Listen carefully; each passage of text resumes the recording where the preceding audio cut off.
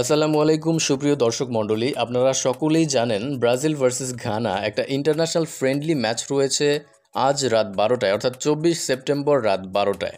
So এই ম্যাচটা কিভাবে আপনারা মোবাইল অ্যাপে সরাসরি লাইভ দেখবেন এবং সেই অ্যাপ কিভাবে ডাউনলোড করবেন সেটা কিন্তু এখন আমি দেখিয়ে দিব খুব সহজে এবং কম সময়ে।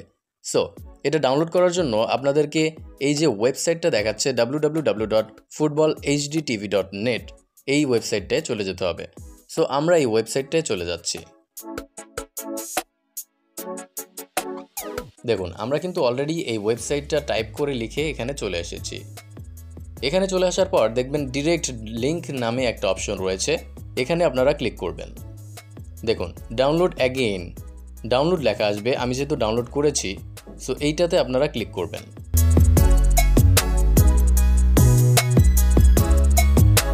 দেখুন আমাদের ডাউনলোড হয়ে গেছে।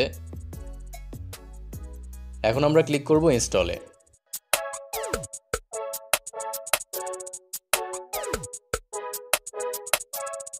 দেখুন আমাদের অ্যাপটি ইনস্টল হয়ে গেছে। এখন ওপেনে ক্লিক করব।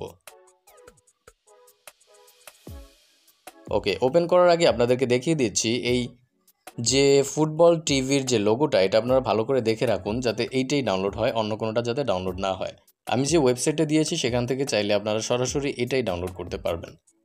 ওকে, এভাবে কোনো যদি অ্যাডভার্টাইজমেন্ট আসে তাহলে এই যে ক্রস বাটনে ক্লিক করে কেটে দিবেন। দেখুন এখান থেকে আপনারা ইন্টারন্যাশনাল ফ্রেন্ডলিতে চলে যাবেন।